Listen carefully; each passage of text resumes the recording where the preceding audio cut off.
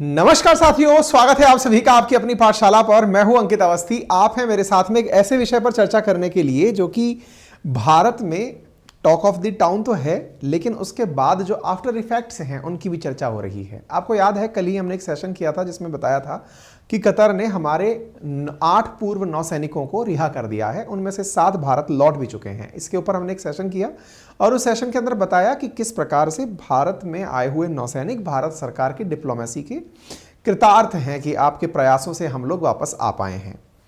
ये सब चीज़ें सही से चल रही थी। इसी बीच के अंदर एक खबर निकल कर आती है और भारत के प्रमुख मीडिया हाउसेस की हेडलाइन हो जाती है कि इनको छुड़वाने में शाहरुख खान का बड़ा रोल था। अब शाहरुख खान अचानक सुर्खियों में आते हैं, इसकी बड़ी वजह भी थी। इसकी बड़ी वजह थी बीजेपी के ही एक पूर्व प्रमुख नेता हैं, अभी फिलहाल हाशिए पर हैं, पॉलिटिक्स में काफ़ी ज़्यादा सक्रिय इन दिनों दिखाई नहीं दे रहे हैं, जिम्मेदारियों में सक्रिय दिखाई नहीं दे रहे हैं, सही कहा था ये जाएगा, सुब्रमण्यम स्वामी जी। तो उन्होंने इस प्रकार की जानकारी सोशल मीडिया पर शेयर की। उसके बाद हेडलाइन हो गई कि सुब्रमण्यम स्वामी खुद बीजेपी के एमपी हैं और वो खुद ये बात बोल रहे हैं कि इस बात के लिए शाहरुख खान जिम्मेदार है।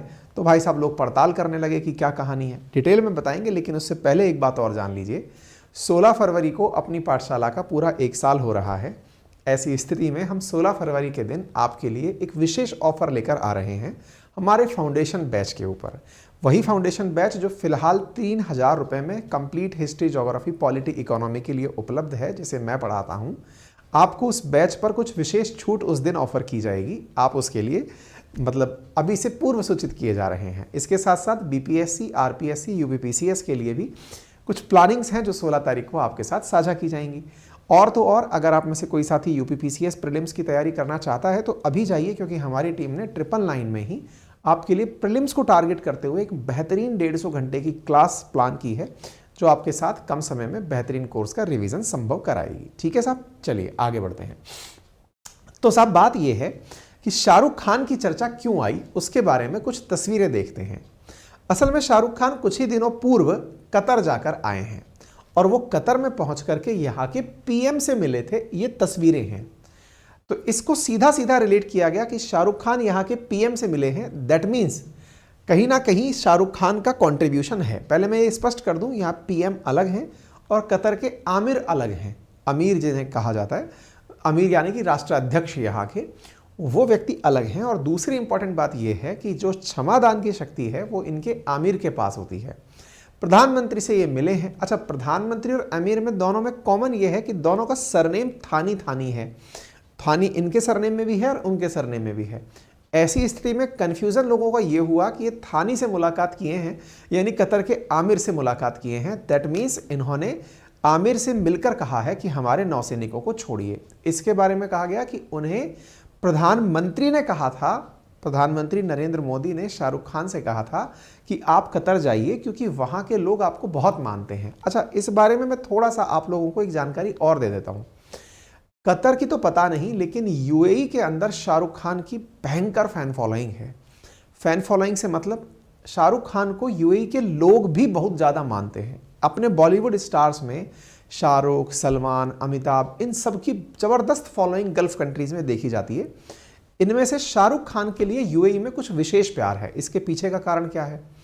शाहरुख खान लगभग 15-20 साल पहले, अगर आप पहले की टीवी देखते होंगे तो उस समय पर आपको पता चला होगा कि शाहरुख खान दुबई का एडवर्टाइज करते हुए पाए जाते थे। तब बड़ी कम संख्या में लोग दुबई जाया करते थे, यानी यूएई जाया करते थे। जो नया दुबई बना, उस नए दुबई में इंडियंस को वहाँ ले जाने की या दुबई के मॉल्स के बारे में लोगों को बताने की, इंडियंस को दुबई के सारे एडवेंचर्स के बारे में बताने की जो प्रमोशनल एडवर्टाइज की थी ना, वो शाहरुख खान ने ही की थी। यानी कि एक प्रकार से दुबई के इंटरनेशनल ब्रांड बने थे शाहरुख खान। और उसका परिणाम ये निकला कि आज यूएई के अंदर सबसे बड़ी आबादी इंडियंस की है। लगभग 34 लाख इंडियंस वहां रहते हैं। यानी कि खुद यूएई की सरकार ये मानती है कि शाहरुख खान ने जिस तरह का ब्रांड प्रमोशन किया, उससे इतनी बड़ी संख्या में यूएई को इन्वेस्टमेंट मिला। इसकी एवज में शाहरुख खान को वहाँ के राजा ने बहुत बढ़िया sea facing villa, sea facing house और इवन डेडिकेटेड उनके घर तक बनी हुई सड़क कि केवल उस सड़क पर शाहरुख खान का ही घर होगा। और मतलब गजब तरीके का ट्रीटमेंट कि ये जब पहुँचते हैं तो उनके लिए विशेष सुविधाएं इस प्रकार की चीजें की गई। ऑब्वियस सी बात है, अगर कोई ब्रांड को ये लगे कि इसने मेरा प्रमोशन किया और इसकी वजह से मुझे इतना लाभ हुआ, तो निश्चित ही भाई उसके लिए तो फिर वो बहुत बड़ी चीज हो जाएगा। तो शाहरुख खान का यूएई में तगड़ा मतलब फैन फॉलोइंग सरकार का भी है, यानी सरकार भी शाहरुख खान को बहुत मानती है। इन दिनों कतर और कतर की राजधानी दोहा वर्ल्ड फ्रेम में काफी ज्यादा अपने आप को ऊपर लाने का प्रयास कर रही है। जिस तरह से आजकल आप सुन रहे हैं कि अमेरिका और अफगानिस्तान के बीच में मीडिएट करने के लिए दोहा का नाम आया, ऐसे ही इजराइल और हमास के बीच में भी मीडिएट करने के लिए कतर के दोहा का नाम आया। दोहा के अंदर हाल ही में आपने वर्ल्ड कप सुना। तो ऐसी स्थिति में दोहा काफी बार हो गया, यानी दुबई की तरह ही अब दोहा भी अपने आप को प्रमोट कर रहा है। अब दोहा प्रमोट कर रहा है, वो ये चाहता है कि बड़ी संख्या में अब लोगों का ध्यान कतर की तरफ आए, इंडिया के बड़े बड़े इन्वेस्टर्स वहां पहुंचे। ऐसी स्थिति में शाहरुख को यहां पर बुलाया जाता है मैच देखने के लिए, और धीरे धीरे कि भाई इनकी फैन फॉलोइंग है तो लोग भी यहां आएंगे। असल में स्टार कास्ट को इसीलिए ब्रांड एम्बेसडर्स का यूज ये इसीलिए तो किया जाता है। तो ऐसी स्थिति में इन्हें किसी मैच को देखने के लिए बुलाया गया था। मैच को देखने के लिए बुलाया गया, मैच देखने ये पहुंचे, तस्वीरें वायरल हुई। वायरल तस्वीरें हुई तो खबरों में जुड़ता चला गया कि शाहरुख खान को बकायदा भारत ने भेजा था कि आप जाइए और हमारे नेवी के 9 सैनिकों को रिहा करवाइए। ये बात कोई और बोलता तो शायद यकीन ना होता, लेकिन बीजेपी के ही एक एमपी सुब्रमण्यम स्वामी, जो कि काफी ज्यादा चर्चित रहे हैं नेशनल हेराल्ड केस को लाने के लिए, सोनिया गांधी जी राहुल गांधी जी के ऊपर जो केस था उसको लाने के लिए, सुब्रमण्यम स्वामी के द्वारा जब ये बात कही गई। अच्छा, सुब्रमण्यम स्वामी फिलहाल के दिनों में काफ़ी ज़्यादा मतलब साइडलाइन है, यानी कि मेन स्ट्रीम में या किसी भी बड़े एक तरह से कहा जाए पोर्टफोलियो को मेंटेन नहीं कर रहे हैं। ऐसी स्थिति में उन्होंने पीएम नरेंद्र मोदी के ट्वीट के नीचे ट्वीट कर दिया। क्या किया?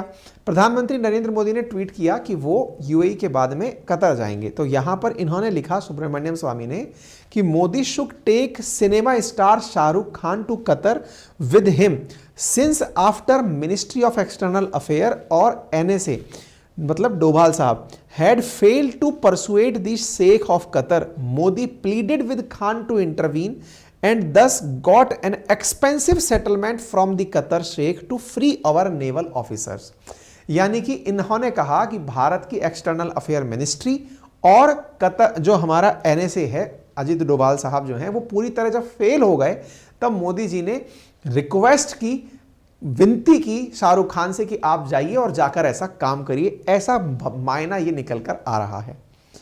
कोई बात नहीं साहब, अब ये जैसे ही खबर निकल कर आई तो अखबारों की सुर्खियां बन गई। लोगों ने सारे तार जोड़ने शुरू कर दिए। लोगों ने तार जोड़ना शुरू किया कि हाँ, ये तभी संभव है, नरेंद्र मोदी जी ने इनसे कहा होगा। ऐसा इसलिए क्योंकि इंडिया ने, मतलब नरेंद्र मोदी जी ने सबसे पहले शाहरुख खान के बेटे को परेशान करने वाला आर्यन खान का मामला था ना, ड्रग वाला केस, उसमें समीर वानखेड़े का काफ़ी नाम आया था। तो समीर वानखेड़े के घर पे तो अभी ईडी भेजी गई है, ईडी की चार्जशीट गई है, तो उसको उस तरीके से काउंटर बैलेंस किया गया है। नंबर दूसरा, बोले इनके साथ में ट्रेड डील की गई है। किसके साथ में ट्रेड डील? कतर के साथ में। भारत की जो पेट्रोनेट करके कंपनी है उसने एलएनजी लिक्विफाइड नेचुरल गैस के लिए कतर से डील की है। तो कतर से डील की है तो बोले ऐसी स्थिति में भारत ने $78 बिलियन की इनसे डील की है, 76 या $78 बिलियन की डील की है, जिससे कि आने वाले सालों में हम कतर के साथ व्यापार भी करेंगे और दूसरे हाथ हम शाहरुख खान के माध्यम से उनके पास उनकी फैन फॉलोइंग का उपयोग करते हुए एक बड़ी डील उनको देंगे। तब ये लोगों ने जोड़ना शुरू कर दिया। शाहरुख खान और मोदी जी के जो डमीज हैं, डमी मतलब जो उनके जो मिमिक्री करने वाले लोग हैं, उन्होंने कई इस तरह के वीडियोस डाले। कल कहा गया कि मोदी जी ने कहा शाहरुख खान से, तब इन्होंने कहा कि ठीक है मैं जाता हूं, ऐसा करके आता हूं। ये बात जब बहुत ज़्यादा उठने लगी कि साहब इस प्रकार से ये काम किया गया है, तो फिर शाहरुख खान की तरफ से ऑफिशियली स्टेटमेंट आता है। शाहरुख खान की टीम ने बाकायदा एक स्टेटमेंट जारी करते हुए कहा कि इस पूरे कार्यक्रम का शाहरुख खान से कोई लेना देना नहीं है। हमें बड़ी खुशी है कि नेवल ऑफिसर्स रिहा होकर आ गए। हम अपने काम में बेहतर हैं, हम वही काम अच्छे से कर रहे हैं। शाहरुख खान का काम अगर एक्टिंग करना है वो वही अच्छे से कर रहे हैं, और भारत की डिप्लोमेसी और भारत के जो एनएसए या फिर मिनिस्ट्री ऑफ एक्सटर्नल अफेयर हैं, उनके द्वारा अपना रोल बेहतरी से प्ले किया गया है, उसमें हमारा कोई रोल नहीं है। फिर हमने कल इस बारे में आप लोगों को ट्वीट करके अपडेट भी दिया था, इस जानकारी को साझा भी किया था। तो उम्मीद है कि पहला चैप्टर समझ में आया होगा। अब चलते हैं चैप्टर 2 की तरफ। भारत ने जैसे ही कतर के अंदर अपनी बड़ी जीत हासिल की, डिप्लोमेसी के अंदर, ये कूटनीति के अंदर बड़ी जीत मानी जाती है, लेकिन आप और हम तो खुश होंगे ही, लेकिन पाकिस्तान भी इस बात का लोहा मान गया। किस बात का? तो जरा इस न्यूज को पढ़िए। भारत में पाकिस्तान के उच्च आयुक्त रहे थे अब्दुल बासित, नाम काफी सुर्खियों में रहा है। अगर आप पहले भी चर्चा करेंगे तो भारत पाकिस्तान के बीच में इनका नाम काफी कॉमन रहा है। तो अब्दुल बासित ने अपने द्वारा बीबीसी को दिए एक इंटरव्यू में कहा कि मुझे लगता है कि यह भारत की जबरदस्त राजनयिक उपलब्धि है। इसका संदेश स्पष्ट है कि भारत अपने नागरिकों की फिक्र करता है। कतर ने भी भारत की बात सुनी। अब देखिए, दुश्मन का राजदूत अगर आपकी तारीफ कर रहा है तो निश्चित ही उसके सेंस बनते हैं। पाकिस्तान जो भारत को अंतरराष्ट्रीय मंचों पर या फिर गल्फ नेशंस में नीचा दिखाने का प्रयास करता हो और उसी के पूर्व उच्चायुक्त ने भारत की तारीफ में ये बातें बोल दी हो, तो दैट मेक्स सेंस। ठीक है। इसी के साथ साथ ये भी कहा गया कि पिछले 10 से 15 सालों में भारत का प्रभाव इस इलाके में बढ़ा भी है।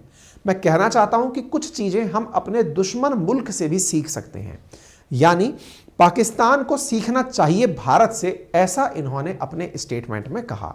तो ऑब्वियस सी बात है, तारीफ हुई है तो उसकी लेनी भी चाहिए, हमें तारीफ लेनी चाहिए।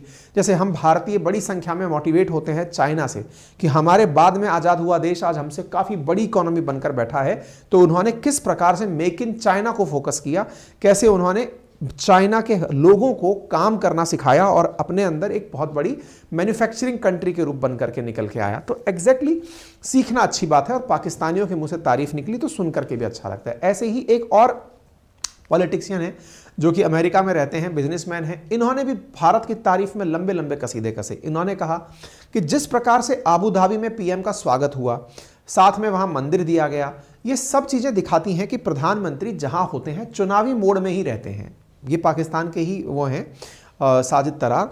इन्होंने भारत की तारीफ में कहा कि भारत के पीएम जब भी होते हैं चुनावी मोड में ही होते हैं। अब वो वहां जाकर के अपने लोगों से, लगभग 65,000 भारतीयों से यूएई में बात तो किए हैं, लेकिन उनसे बात के नाते उनका वोट बैंक इंडिया में पक्का हो गया है, लोग उनको वोट देने के लिए तैयार हो जाएंगे। साथ ही साथ अपनी डिप्लोमेसी के चलते भारत निरंतर सुर्खियों में है ही।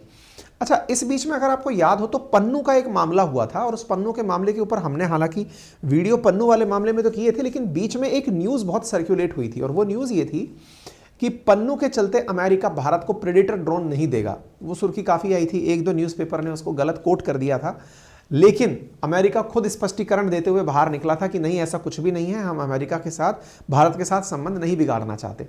तो इन्होंने कहा कि ये तो वो बात भी बता दिए थे कि अमेरिका और भारत के बीच में कुछ भी नहीं बिगड़ा है, क्योंकि भारत बहुत मजबूती से खड़ा है। और यही हुआ कि यूएस ने भारत को प्रेडेटर ड्रोन देने का निर्णय भी कर लिया था। ठीक है ना। साजिद तरार के द्वारा काफ़ी सारी बातों के ऊपर अपनी बातें बोली गई, और उसमें यह कहा कि इंडियंस की जो असली ताकत है फिलहाल, वो असल में उनके यहाँ के आईआईटी और आईआईएम्स हैं। यहाँ से पढ़े हुए बच्चे निकलते हैं और पूरी दुनिया के अंदर वो अपनी पावर और स्किल से छा जाते हैं। भारत ने जिस प्रकार से कंप्यूटर को अपनी ताकत बनाया है, इसके चलते हुए भारत अब अपनी दुनिया भर में लॉबी कर रहा है। यहूदियों की तरह ही अब भारतीय भी जहां तहां हैं वहां अपनी पावर को दिखाकर अपने हिसाब से चीज़ों को झुकाने का काम कर रहे हैं। तो इसके बारे में और भी कई विशेष रूप से जो उद्योगपति हैं उन्होंने भी कहा है कि भाई भारत का जो इंडो अमेरिकन जो इस समय इन्फ्लुएंस है ये बहुत बढ़ गया है। भारतवासी 44 लाख, सबसे बड़ी संख्या में अमेरिका में रहते हैं।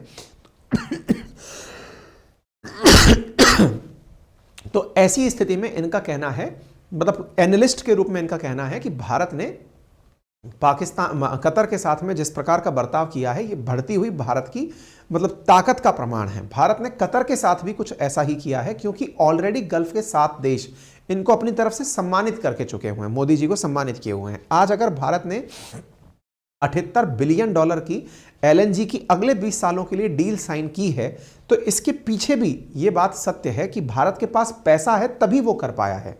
जहां एक और भारत के पास सॉफ्ट पावर के रूप में इंडियंस का टेक्नोक्रेट दिमाग है, वहीं दूसरी ओर भारत की आर्थिक शक्ति है।